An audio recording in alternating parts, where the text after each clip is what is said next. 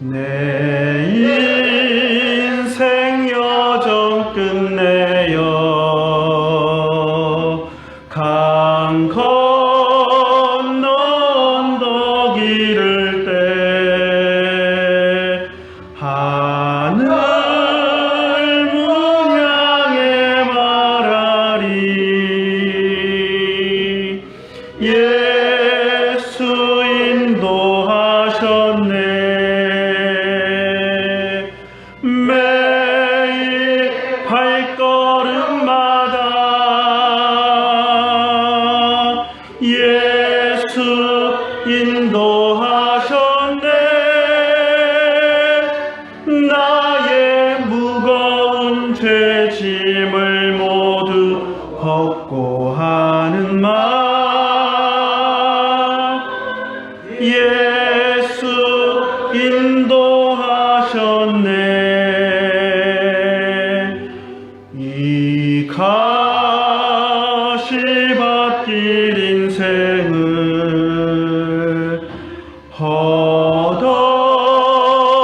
허덕이면서 갈 때에 시험과 환난 많으나 예수 인도하셨네 매일 발걸음마다 예수 인도하셨네 나의 무거운 죄짐을 모두 벗고 하는 말 예수 인도하셨네 내 밟은 발걸음마다 주 예수 보살피시사 승리의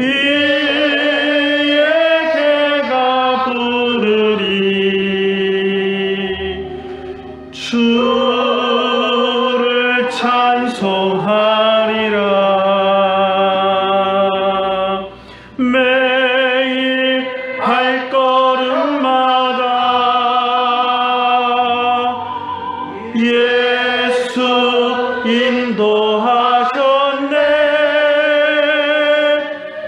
나의 무거운 죄짐을 모두 벗고 하는 말 예수 인도하셨네 이곳에 생명샘 솟아나 눈물 골짝 지나갈 때에 모자나 열매 맺히고 웃음소리 넘쳐나리라 꽃들도 구름도 바람도 넓은 바다도 찬양하라 찬양하라 예수를 하늘을 울리며 노래해 나의 영혼아 은혜의 주 은혜의 주 은혜의 주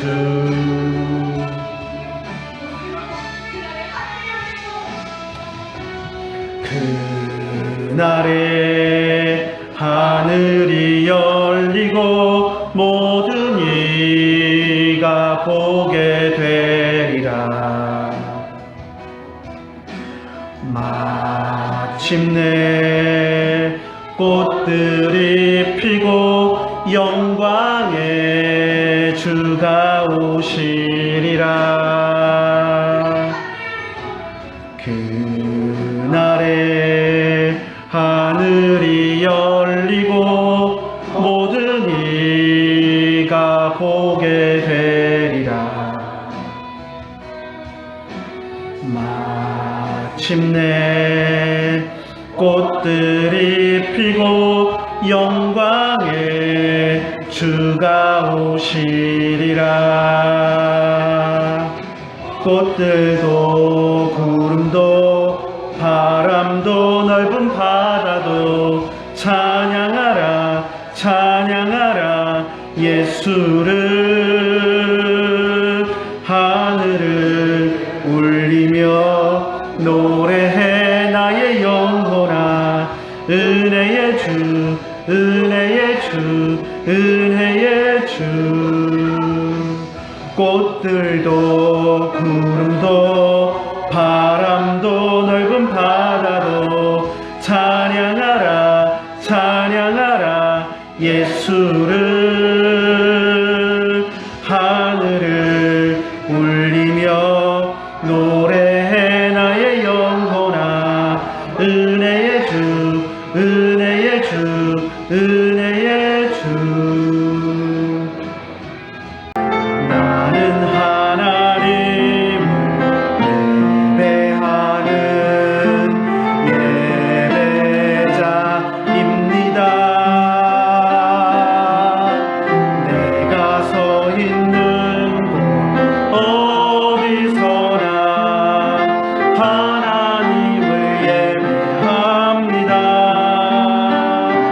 내 영혼 거룩한 은혜를 향하여 내 마음 완전한 하나님 향하여 이곳에서 바로 이 시간 하나님을 예배합니다. 내 영혼 거룩한 내 영혼 거룩한 은혜를 향하여 내 마음 완전한 하나님 향하여 이곳에서 바로 이 시간 하나님을 예배합니다. 내 영혼 거룩한 은혜를 향하여 내 영혼 거룩한 은혜를 향하여 내 마음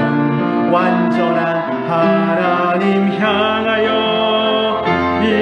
이곳에서 바로 이 시간 하나님을 예배합니다. 내가 전심으로 여호와께 감사하오며 주의 모든 기이한 일들을 전파하리이다. 내가 주를 기뻐하고 즐거워하며 지존하신 주의 이름을 찬송하리이다. 아멘. 하나님, 날마다 은혜를 우리에게 더하여 주시고 오늘도 변함없이 주님 앞에 엎드려 예배하며 주님을 바라볼 수 있도록 인도하여 주심을 감사를 드립니다. 우리가 주님을 바라볼 때 주님의 낯을 보게 하시고 주님이 우리에게 베풀어 주신 은혜를 체험하는 귀한 시간이 될 수 있도록 인도하여 주시옵소서. 날마다 하루하루를 살아갈 때마다 주님과 동행하며 살아가게 하시고 그것이 우리의 삶의 기쁨이고 즐거움임을 깨닫게 하시고 주님 앞에 나와 예배하는 것이 우리의 삶의 가장 소중한 것임을 깨달을 수 있는 이 시간이 될 수 있도록 인도하여 주시옵소서. 주님께서 우리와 함께하여 주시고 우리의 예배를 받아주심을 감사드리며 우리 주 예수님의 이름으로 기도드리옵나이다. 아멘.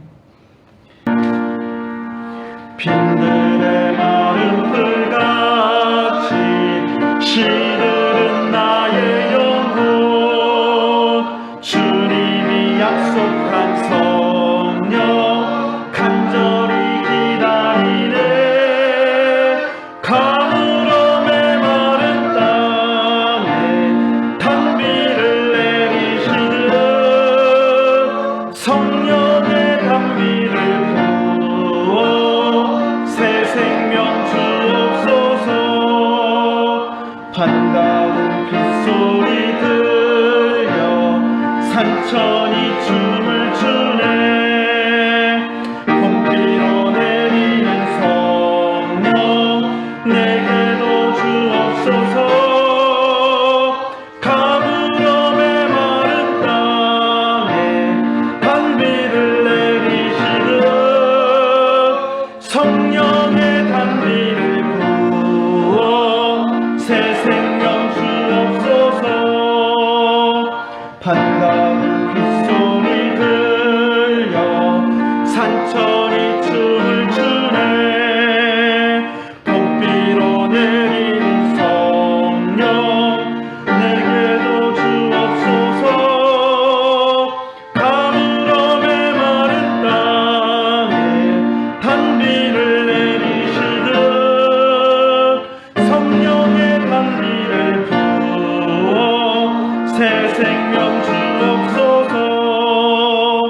절 따라 우로를 내려 초목이 무성하니 갈급한 내 심령 위에 성령을 부으소서.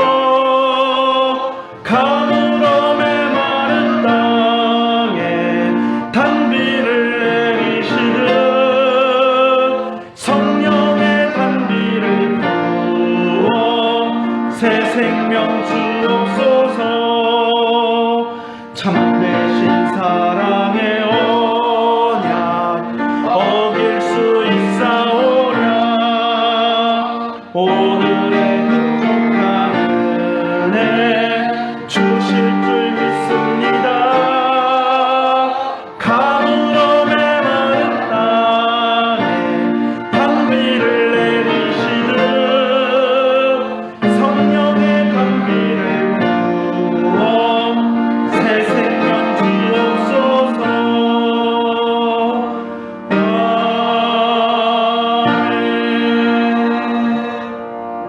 사도신경으로 신앙 고백하겠습니다.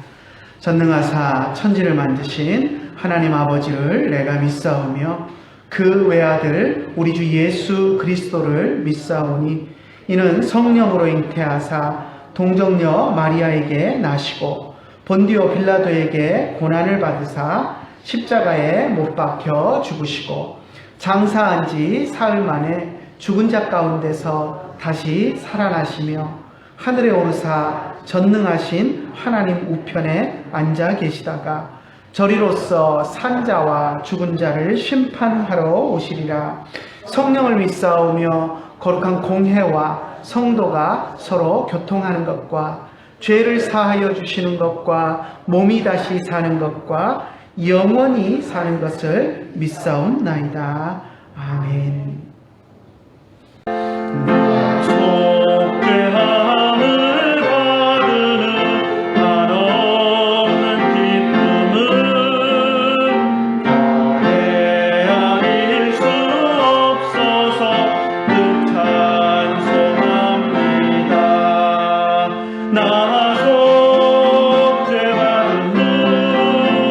나 속죄받은 후 찬미하겠네. 나 속죄받은 후 주의 이름 찬미하겠네.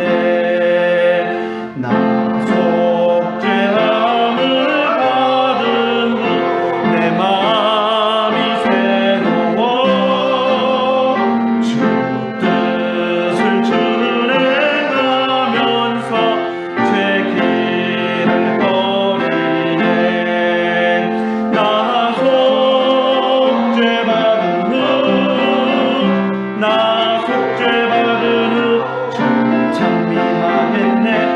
나 속죄받은 후 주의 이름 찬미하겠네.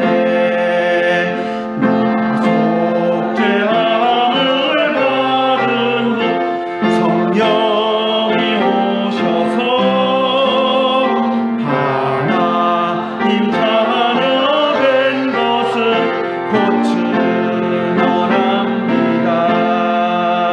나 속죄받은 후 주 찬미하겠네.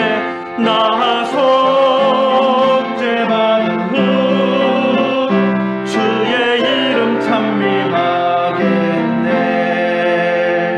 나 속죄함을 받은 후 보혈의 공로로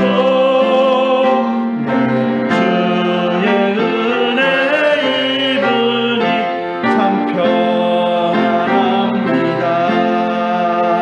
나 속죄받은 후 나 속죄받은 후 주 찬미하겠네. 나 속죄받은 후 주의 이름 찬미하겠네. 사도행전 9장 1절부터 22절 말씀까지 보겠습니다. 사울이 주의 제자들에게 대하여 여전히 위협과 살기가 등등하여 대제사장에게 가서 다메섹 여러 회당에 가져갈 공문을 청하니, 이는 만일 그 도를 따르는 사람을 만나면 남녀를 막론하고 결박하여 예루살렘으로 잡아오려 함이라. 사울이 길을 가다 다메섹에 가까이 이르더니 호련히 하늘로부터 빛이 그를 둘러 비추는지라. 땅에 엎드려져 들으매 소리가 있어 이르되, 사울아 사울아 내가 어찌하여 나를 박해하느냐 하시거늘, 대답하되 주여 누구시니까? 이르시되 나는 내가 박해하는 예수라. 너는 일어나 시내로 들어가라. 내가 행할 것을 내게 이를 자가 있느니라 하시니, 같이 가던 사람들은 소리만 듣고 아무도 보지 못하여 말을 못하고 서 있더라. 사울이 땅에서 일어나 눈은 떴으나 아무것도 보지 못하고 사람의 손에 이끌려 다메섹으로 들어가서 사흘 동안 보지 못하고 먹지도 마시지도 아니하니라. 그때 다메섹에 아나니아라 하는 제자가 있더니 주께서 환상 중에 불러 이르시되, 아나니아야 하시거늘, 대답하되 주여 내가 여기 있나이다 하니, 주께서 이르시되 일어나 직가라 하는 거리로 가서 유다의 집에서 다섯 사람 사울이라 하는 사람을 찾으라. 그가 기도하는 중이니라.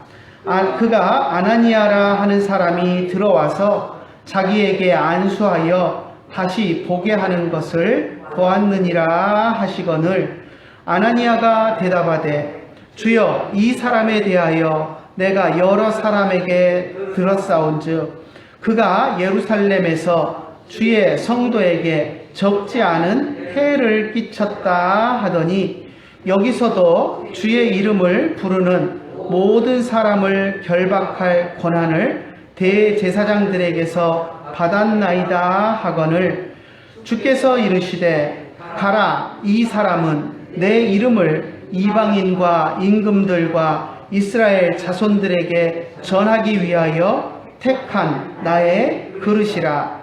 그가 내 이름을 위하여 얼마나 고난을 받아야 할 것을 내가 그에게 보이리라 하시니, 아나니아가 떠나 그 집에 들어가서 그에게 안수하여 이르되, 형제 사울아, 주 곧 내가 오는 길에서 나타나셨던 예수께서 나를 보내어 너로 다시 보게 하시고 성령으로 충만하게 하신다 하니, 즉시 사울의 눈에서 비늘 같은 것이 벗겨져 다시 보게 된지라.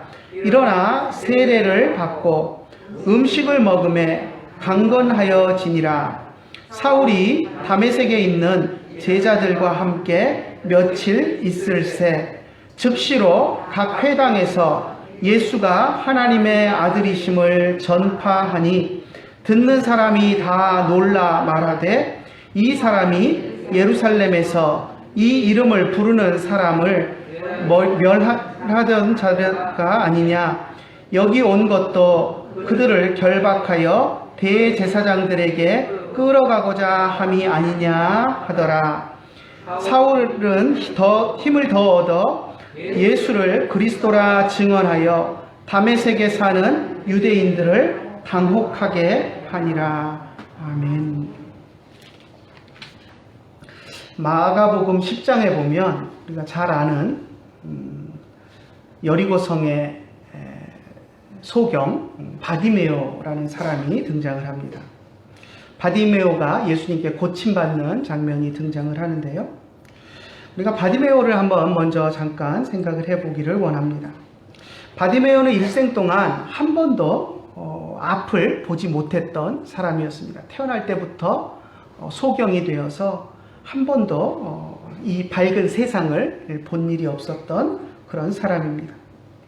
얼마나 그 마음속에 한 번만이라도 남들이 보는 것처럼 나도 세상을 좀 보았으면 좋겠다, 볼 수 있었으면 좋겠다 하는 그런 소망이 있었을까요? 얼마나 그런 간절함이 있었을까요? 그래서 그 간절함 때문에 그는 예수님이 자기 앞을 지나가신다라는 이야기를 들었을 때 다윗의 자손 예수여 나를 불쌍히 여기소서 하고 절규하며 소리쳤던 사람이었습니다. 눈은 보지 못했지만, 그가 육신의 눈은 어두워져서 아무것도 볼 수 없었지만 귀가 열려 있어서 예수님에 대한 소문을 들었고, 그 소문을 듣고 예수님이 누구이신지를 알았고, 또 예수님의 능력을 의심하지 않았기 때문에 그는 예수님을 향해서 그 간절함으로 다윗의 자손 예수여 나를 불쌍히 여기소서 하고 소리칠 수 있었습니다. 예수님께서 자신에게 관심을 보이시고, 그리고 내가 너에게 무엇을 해주기를 원하느냐라고 물으셨을 때 그는 예수님을 향해서 거침없이 내가 보기를 원합니다 라고 대답했습니다. 그 육신에 보지 못하는 눈을 가졌다는 것에 대한 안타까움과 보고 싶다라는 간절함이 그에게 있었기 때문에 이와 같은 행동을 할 수 있었던 것입니다. 만약에 우리의 육신의 눈이 이 바디메오처럼 볼 수 없다라고 한다면 얼마나 슬플까요? 한 번도 우리가 태어나서 이 밝은 세상을 보지 못하고 깜깜한, 눈을 감은 것과 같은 깜깜한 어두움 속에서만 살아왔다라고 한다면 얼마나 슬플까요? 정말 안타깝고 슬픈 일입니다. 그런데 육신의 눈이 보지 못하는 것만큼 더 슬픈 또 일이 있습니다. 무엇이냐면 눈은 뜨고 눈에 보이는 형상은 분별하면서도 그 속에 담겨있는 진실은 보지 못하는 것입니다. 예를 들면 눈앞에 있는 수천만 원짜리 골동품이 있다고 한번 생각을 해봅시다. 눈앞에 수천만 원 하는 골동품이 있습니다. 그런데 보기는 봅니다. 이게 있구나, 오래된 물건이 있구나 하는 거 보기는 보는데 그 진가를 알아보지 못하면 그 사람에게는 그것은 그냥 오래된 고물에 불과하지, 그것이 그렇게 값어치 나가는 것인지를 알아보지 못하면 그냥 고물상에 팔아버리는 일밖에 없을 것입니다. 얼마나 슬픈 일입니까?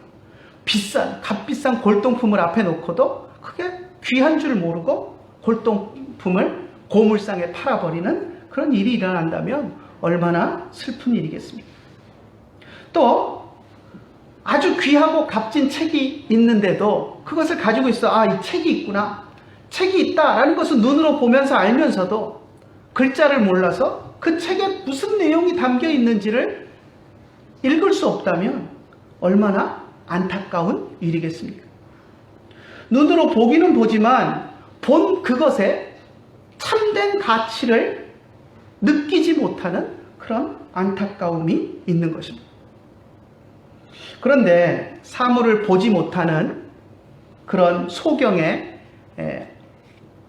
안타까움이나 또 사물을 보아도 그것의 가치를 발견하지 못하는 이런 안타까움보다 더 안타깝고 슬픈 일이 있습니다. 그것은 무엇이냐면 영적인 눈이 어두워져서 보지 못하는 것입니다. 영적인 눈이 어두운 사람은 하나님의 말씀을 읽어도 그냥 국어책 읽듯이 글자만 줄줄줄줄 읽어 나오고 그 말씀 속에서 내가 읽은 이 말씀 속에서 하나님이 나에게 무슨 말씀을 하시는지 전혀 깨닫지 못합니다. 예배를 드려도 마찬가지입니다. 예배 시간에 앉아 있지만 하나님께서 내 앞에 있는 목사님의 입을 통해서 나에게 필요한 하나님의 말씀을 들려주시는데도 불구하고 그것을 전혀 깨닫지 못하고 그냥 무엇인가 떠들고 있는, 뭔가를 열심히 이야기하고 있는 그냥 목사님만 바라보고 앉아 있다면 얼마나 슬픈 일이겠습니까? 목사님이 잘생겼는지 못생겼는지, 오늘 넥타이가 삐뚤어졌는지 안 삐뚤어졌는지, 머리카락이 삐쳤는지 안 삐쳤는지 이런 것만 보고, 이빨 사이에 요즘 마스크를 껴서 안 보이겠지만 이빨 사이에 고춧가루가 꼈는지 안 꼈는지 그것만 보고 있고, 정말 전하는 말씀의 그 내용에는 귀를 기울이지 못한다면 얼마나 슬픈 일이겠습니까? 하나님께서 지금 나에게 필요한 말씀을 나에게 세워주신 목사님을 통해서 말씀하시고 들려주시는데, 그냥 앉아서 들어도 그만 안 들어도 그만인 그냥 세상에 널려있는 수많은 강연들, 수많은 설교들 가운데 한 편이 내 앞에서 읊어지고 있구나 하는 생각을 가지고 멀뚱멀뚱 아무 생각 없이 앉아있다면, 아무 감동 없이 듣고 있다면, 하나님은 나에게 꼭 필요한, 이 시간에 필요한 말씀을 목사님을 통해서 들려주시는데 그냥 여러 설교 중에 한 편이지, 오늘 들으나 다음 주에 들으나 뭐 안 들으나 무슨 상관이 있겠어 하고 앉아있다면 얼마나 슬픈 모습이겠습니까? 이것이 영적인 눈이 어두운 사람들의 모습입니다. 바디메오를 한번 생각해 봅시다. 그는 맹인이기 때문에 눈으로 예수님을 보지는 못했습니다. 하지만 예수님이 어떤 분이신지 알아보는 영적인 눈을 가지고 있었습니다. 그래서 예수님께서 지나가신다는 소리를 들었을 때 그는 다윗의 자손이여 나를 불쌍히 여기소서 하고 부르짖었습니다. 그런데 그 주변에 있던 멀쩡한 눈을 가지고 예수님을 직접 본 많은 사람들 가운데 예수님이 어떤 분이신지 전혀 알아보지 못하고 그냥 요즘 소문에 유명한, 요즘 많은 사람들이 이야기하는 예수라는 사람이 지나가는구나 하고 눈으로 보면서 저 사람이 예수야 하고 신기한 눈으로 그냥 지나쳐서 보내버린 수많은 사람들이 있었습니다. 그들은 앞을 못 보는 소경 바디메오보다 훨씬 더 불쌍한 영적인 소경들입니다. 오늘 우리가 읽은 본문에도 한 사람의 영적인 소경이 등장합니다. 그는 사울이라는 이름을 가진 바리새인이었습니다. 그는 가말리엘이라고 하는 당시 최고의 선생님, 최고의 랍비를 스승으로 모시고 그 문화에서 공부를 한 사람이었습니다. 오늘날 우리 사회로 치면 서울대 나온 사람하고 똑같은 것입니다. 서울대 나온 것보다 훨씬 더 이 당시에 가말리엘의 제자다라고 한다면 훨씬 더 인정을 받는 그런 사람이었습니다. 하지만 그는 참 진리이신 예수님을 알아보는 눈을 가지지 못했습니다. 저는 사울을 생각하면 한 가지 궁금한 것이 있습니다. 영원히 풀리지 않는 수수께끼인데, 사울이 과연 살아생전에 예수님을 만나본 일이 있을까? 육신의 눈으로 예수님을 본 일이 있을까 없을까 하는 그런 궁금증이 있습니다. 시대를 따져보면 한 번쯤은 봤을 것도 같아요. 그렇지 않습니까? 사울과 예수님이 같은 시대를 살았었고, 예수님이 돌아가신 직후에 이제 성경에 처음 사울이 등장하는 것을 보면 스데반 집사님이 순교하는 그 장면에서 등장을 하는데, 그때 이미 사울은 청년이었고 왕성한 활동을 하는 청년이었고 예수님이 죽으신 지 얼마 안 되는 그런 상황이었기 때문에 그가 또 유대인으로서 열정적인 신앙을 가지고 있던 것을 보면 매 절기마다 예루살렘을 찾아서 또 하나님을 예배하고 했을 테고, 예수님도 활동하시는 기간 동안 절기마다 예루살렘 성전을 자주 찾으셨고 했기 때문에 또 예수님에 대한 소문을 사울이 충분히 예수님 살아계실 때도 들었을 테니까 한 번쯤은 관심을 가지고 예수님을 먼 발치에서라도 예수님이라는 사람이 도대체 어떤 사람인가 찾아가서 보지 않았을까 하는 상상은 해보는데 뭐 성경에 전혀 안 나오니까 뭐라고 답은 내릴 수 없고, 아무튼 한 번쯤은 만나보지 않았을까, 예수님의 설교도 직접 한 번쯤 들어보지 않았을까 하는 그런 상상을 혼자서 해봅니다. 뭐 직접 만나지 못했다고 할지라도 그는 예수님에 대해서 수많은 이야기를 들었을 것입니다. 그리고 스데반이 순교하기 직전에 처음부터 연설했던 그 연설을 끝까지 다 들었던 사람이 사울입니다. 스데반이 죽는 그 현장에서 증인의 역할을 했고 가장 주도적인 역할을 했던 사람이었기 때문에 스데반이 마지막 목숨이 떨어지기 직전에 했던 그 연설을 처음부터 끝까지 들으면서 예수님에 대해 스데반이 하는 이야기를 다 들었던 사람입니다.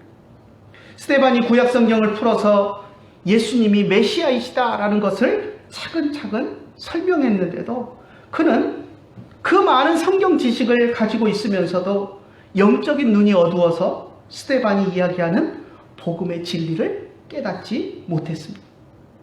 나중에 사울이 예수님을 만나서 회심한 이후에는 자기가 그동안 가말리엘이라는 스승 밑에서 배웠던 수많은 율법과 구약성경의 지식들을 가지고 예수님에 대해서 풀어내며 복음을 전하는 사도가 되었습니다. 하지만 그 전에 그가 영적인 눈이 어두워져 있을 때는 똑같은 성경 지식을 가지고 있었음에도 불구하고 스데반이 구약성경을 풀어서 예수님이 바로 구약성경에 이야기하신 메시아다라는 것을 이야기했지만 그는 전혀 그것을 받아들이지 않았던 것입니다. 그래서 그는 스데반을 돌로 쳐 죽이는 일에 당당하게 앞장섰습니다. 스데반이 죽은 후에도 사울은 예루살렘에서 수많은 성도들을 잡아 가두는 일들을 했습니다.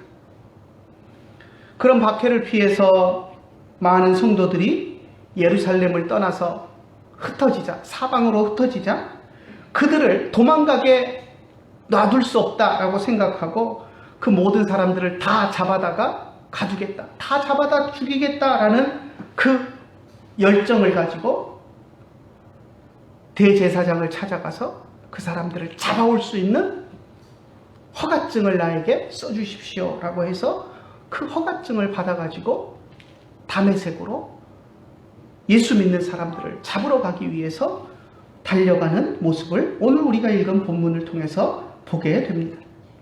1절과 2절을 다시 한번 읽어볼까요?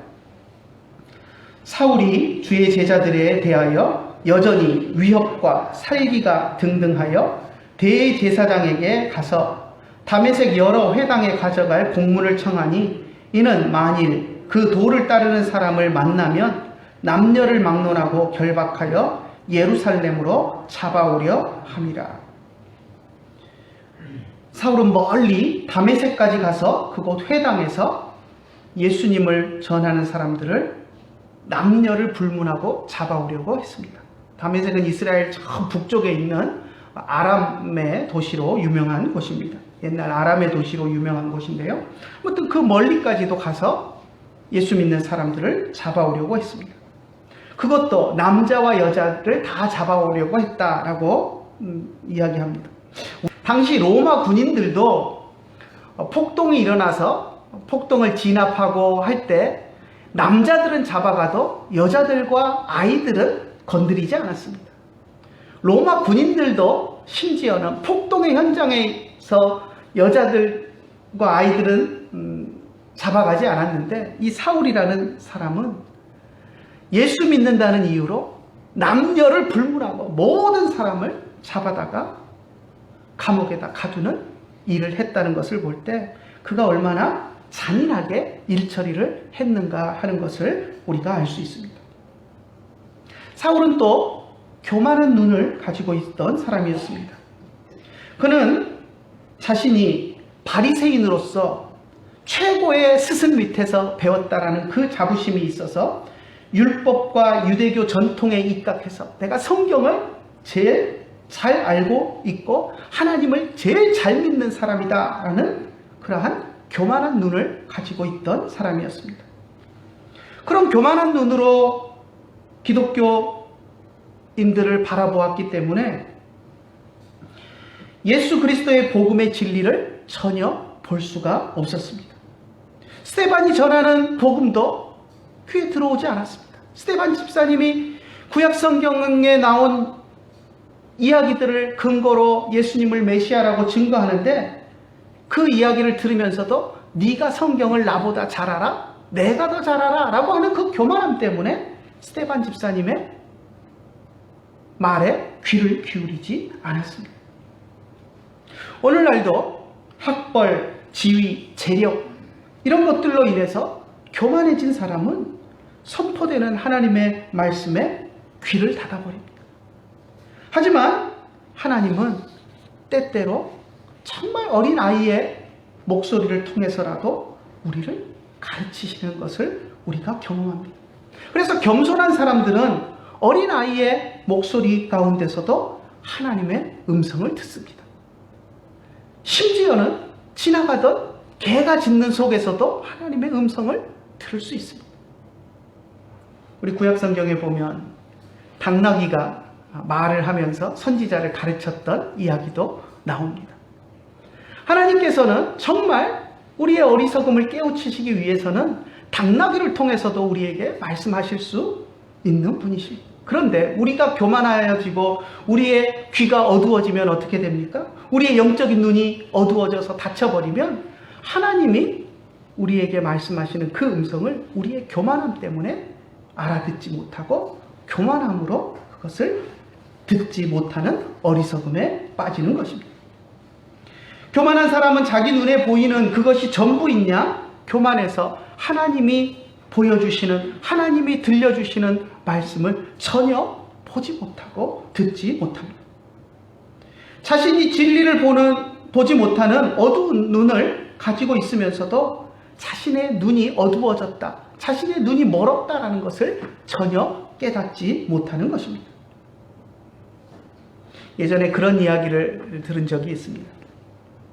밤바다를 항해하는 군함의 선장이 모르겠습니다. 술을 한잔 했는지 모르겠는데 밤에 군함을 쫙 몰고 가면서 앞에 불빛이 보이니까 무전기를 탁 손에 들고 비켜라! 여기는 군함이다! 비켜라! 그리고 소리를 쳤다고 합니다. 근데 앞에 보이는 불빛이 무슨 불빛이었는지 아십니까? 등대였다고 합니다. 등대. 여러분 등대를 향해서 비켜라! 그러면 비켜집니까? 등대가 비켜야 됩니까? 군함이 비켜야 됩니까? 군함이 비켜야 됩니다. 아무리 큰 항공모함이라고 할지라도 조그마한 등대를 향해서 여기는 거대한 항공모함이다. 비켜라. 네가 뭐냐? 하고 소리칠 수는 없는 것입니다. 그런데 우리의 교만한 눈이 우리를 어둡게 만들면 이와 같은 현상이 일어나는 것입니다. 사울도 그랬습니다. 사울은 자신이 바리새인들의 율법주의에 눈이 가려서 하나님께서 구약성경에서 계시하신 예수 그리스도에 대한 진리를 보지 못했습니다. 그러면서도 자신의 영적인 눈이 멀었다라는 것을 전혀 깨닫지 못했습니다. 그리고 진리를 따르는 예수를 믿는 사람들을 핍박하고 그들을 잡아 죽이기 위해서 혈안이 되었던 것입니다. 그래서 예수님께서는 이 사울에게 자신의 눈이 멀었다라는 것을 직접 느끼도록 만드셨습니다. 그것이 오늘 우리가 읽은 본문에 나오는 이야기입니다. 사울이 예수 믿는 사람들을 잡아오기 위해서 다메섹으로 의기양양해서 가는 그 길에서 예수님은 사울을 막아서셨습니다. 강한 빛을 하늘에서 그에게 비추셨습니다.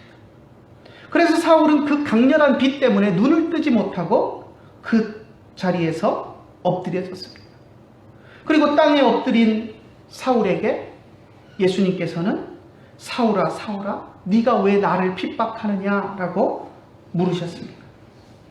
사울이 빛 가운데 아무것도 보지 못하고 음성만을 들으면서 도대체 누가 이 말씀을 하시는가 싶어서 주여 누구십니까? 하고 물었습니다.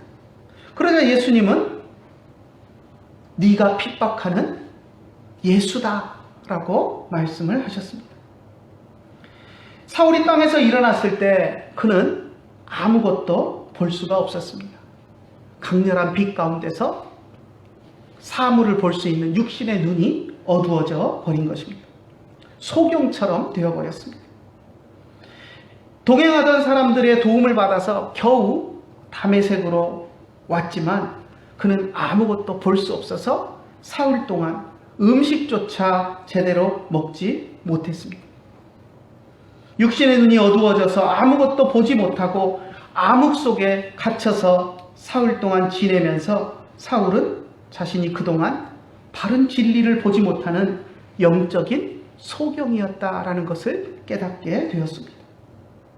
그런 사울에게 하나님께서는 아나니아라는 믿음의 사람을 보내셨습니다. 오늘 우리가 읽은 본문에 보니까 10절부터 16절까지 보면 아나니아가 하나님의 부르심을 받고 사울에게로 보내심을 받는 장면이 기록되어 있습니다. 11절만 한번 먼저 읽어볼까요? 주께서 이르시되 일어나 직가라 하는 거리로 가서 유다의 집에서 다소 사람 사울이라 하는 사람을 찾으라. 그가 기도하는 중이니라. 아나니아에게 주님이 나타나셔서 사울을 찾아가라 라고 말씀을 하셨습니다. 여기서 보면 직가라는 거리로 가라 라고 이야기하고 있는데요. 한자로 써놓았는데 직가는 뭐냐면 직은 고들 직자입니다. 가는 거리 가자고요. 그래서 똑바른 거리라는 뜻입니다. 똑바로 뻗어 있는 거리. 이게 무슨 의미냐면 뭐 길이 똑바로 뻗어 딴 길은 꼬불꼬불한데 이 길만 똑바로 뻗어 있다 이런 의미가 아니라 도시에서 도시 중앙을 관통하는 가장 중요한 도로를 부르던 이름을 이렇게 번역을 해 놓았습니다. 그러니까 오늘날로 치면 우리 서울로 예를 들면 서울 시내 한복판에 똑바로 뻗은 종로를 이야기하겠죠. 종로같이 시내를 관통하면서 일자로 쫙 뻗어 있는 그 도로를 이야기하는 겁니다. 그러니까 다메섹의 가장 중심부를 관통하는 이 거리에 있는 유다라는 사람의 집에 가서 거기 머물고 있는 사울을 찾아라 라고 말씀을 하신 것입니다. 주님의 이런 보내심을 받았지만 아나니아에게는 인간적인 염려가 있었습니다. 왜냐하면 사울이 어떤 사람인지 소문을 들어서 이미 알고 있었기 때문입니다. 사울이 예수 믿는 사람을 잡아 죽이는 일에 악랄하게 앞장서는 사람이었다라는 것을 소문을 들어서 알고 있었기 때문이었습니다. 13절, 14절을 보면 그 염려를 우리가 알 수 있는데요. 13절, 14절 한번 읽어볼까요? 아나니아가 대답하되 주여 이 사람에 대하여 내가 여러 사람에게 듣사온즉 그가 예루살렘에서 주의 성도에게 적지 않은 해를 끼쳤다 하더니 여기서도 주의 이름을 부르는 모든 사람을 결박할 권한을 대제사장들에게서 받았다 하거늘. 염려를, 이와 같은 염려를, 무섭지 않습니까? 그죠? 예수 믿는 사람을 다 잡아다 죽이는 사람이 이 도시에 와서 있는데 주님이 그 사람을 찾아가라 그러니까 무서워, 순종해야 되겠다라는 생각도 들지만 한편으로는 또 이 사람 만났다가 잘못되면 어떻게 하나 하는 인간적인 염려가 드는 것이 사실입니다. 그래서 주님께 솔직하게 그러한 이야기를 했습니다. 이 사람 이렇게 위험한 사람인데 내가 만나러 갔다가 위험을 당하면 어떡합니까? 하고 염려를 이야기했습니다. 그랬더니 주님께서는 그에게 단호하게 아무 소리 하지 말고 가라라고 말씀하셨습니다. 사울을 하나님께서 특별한 사역자로 택하셨다. 그는 내 택함을 받은 사람이다 하고 말씀을 하셨습니다. 15절 한번 볼까요? 주께서 이르시되 가라. 이 사람은 내 이름을 이방인과 임금들과 이스라엘 자손들에게 전하기 위하여 택한 나의 그릇이다. 내가 그를 택했고 그를 사용할 것이니까 아무 염려하지 말고 가라라고 말씀을 하셨습니다. 우리들도 주님의 보내심 앞에서 이것저것 주변 환경을 생각하고 염려하고 걱정이 앞설 때가 많이 있습니다. 하지만 주님께서 우리를 보내신다라고 생각하면 우리는 그런 염려를 다 떨쳐내고 주님의 말씀에 순종하며 나가야 합니다. 왜냐하면 일을 행하시는 분은 우리가 아니라 주님이기 때문입니다. 우리가 염려를 가지고 있을지라도 일을 행하시는 주님을 믿고 담대함으로 나아가야 합니다.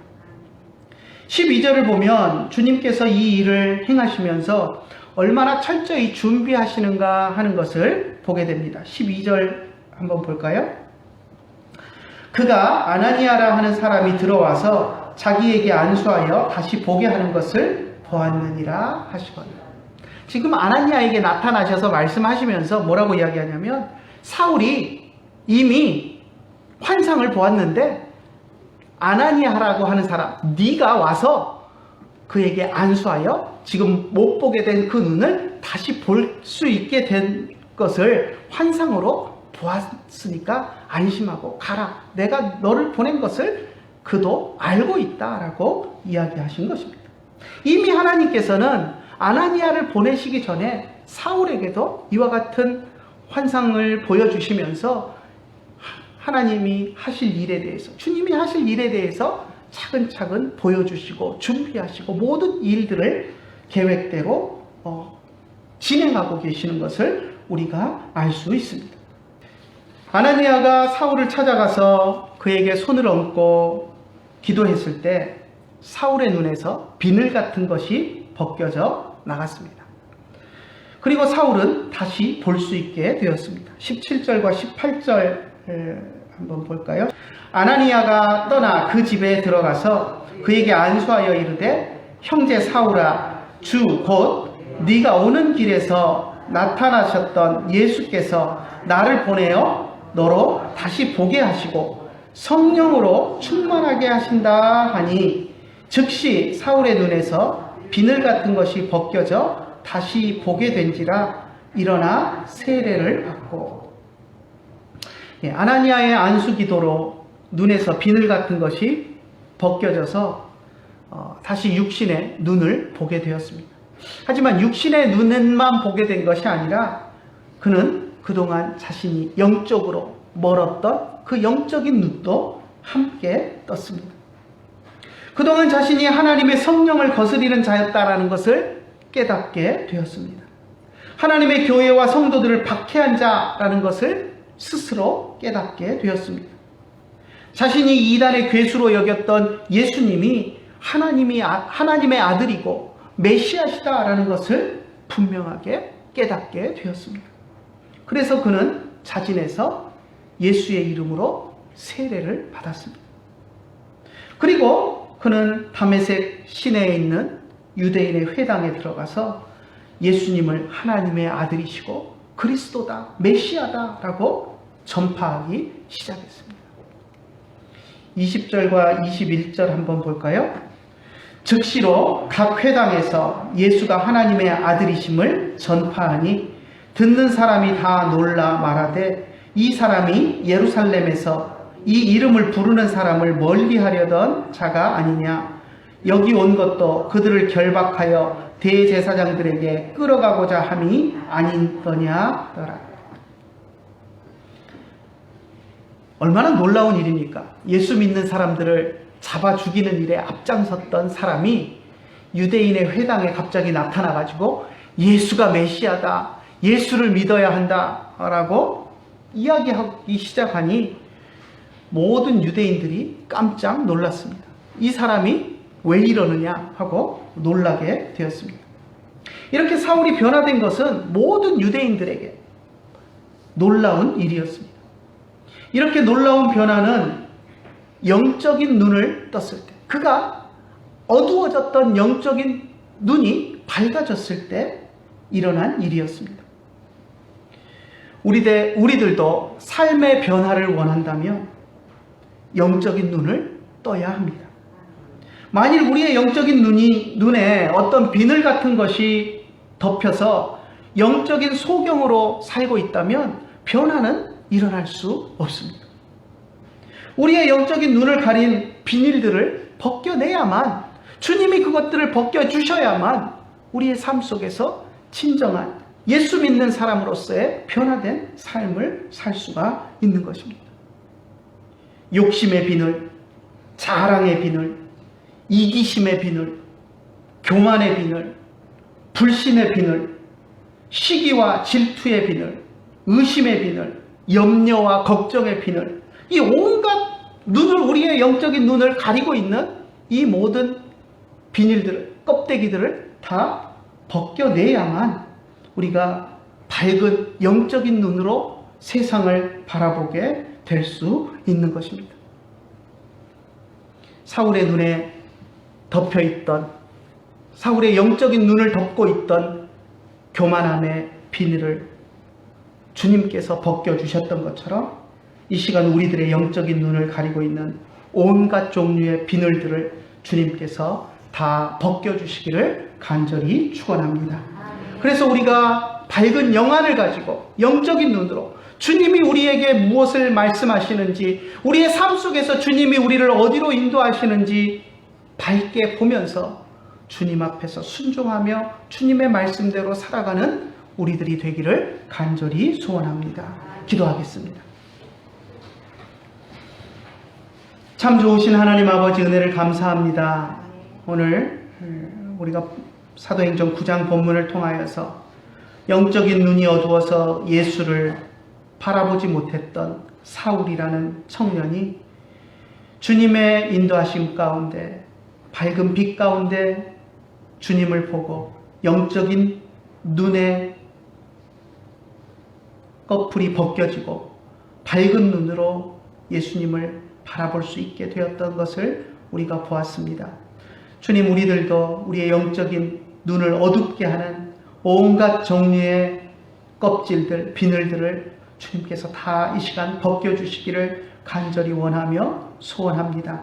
바디메오가 외쳤던 것처럼 주님, 내가 보기를 원합니다 라고 외쳤던 것처럼 이 시간 우리들이 주님 앞에, 주님, 내가 영적인 눈을 밝게 뜨고 주님을 보기를 원합니다 라고 외칠 수 있는 우리들이 되게 하시고, 그 우리의 간절한 외침을 주님이 들으시고 우리의 눈을 덮고 있던 모든 불건전한 것들, 더러운 것들을 주님께서 제거하여 주셔서 우리가 밝은 영안을 가지고 주님을 바라보며 이 땅을 살아갈 수 있도록 인도하여 주시옵소서. 오늘도 귀한 말씀을 통하여 우리를 가르쳐 주시고 이 시간 우리의 눈에서 정말 우리의 교만하고 못된 눈에, 영적인 눈을 가리는 모든 비늘들을 주님께서 제거해 주실 줄 믿사옵고 우리도 우리 주 예수님의 이름으로 기도드리옵나이다.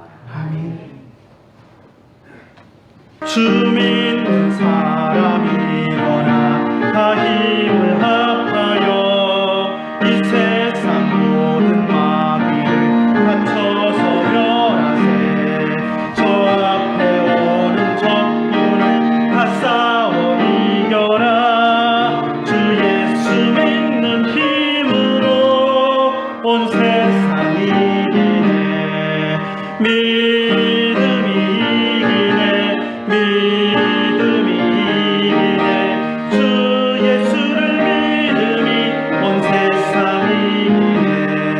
온 인류 마귀 계율로 큰 죄에 빠지니 진리로 길을 띄고서 다 기도 드리세. 참 믿고 의지하면서 겁없이 나갈 때 주 예수 믿는 힘으로 온 세상이 이기네. 믿음이 이기네. 믿음이 이기네. 주 예수를 믿음이 온 세상이 이기네. 끝까지 이긴 자에게 흰옷을 입히고 또 영생 복을 주시니 참 기쁜 일일세. 이 어두운 세상 지나서 저 천성 가도록 주 예수 믿는 힘으로 온 세상이 이기네. 믿음이 이기네.